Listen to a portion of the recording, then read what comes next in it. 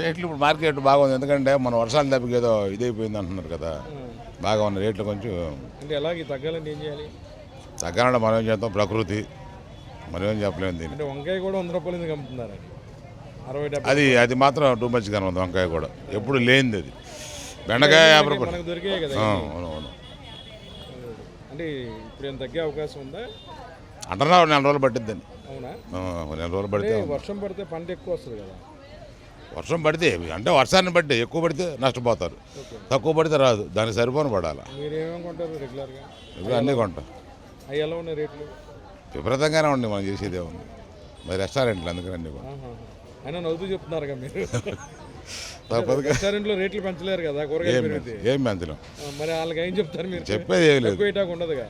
ఏముండదు, తక్కువ పెట్టదు, అలా ఆపలేంగా అంతే.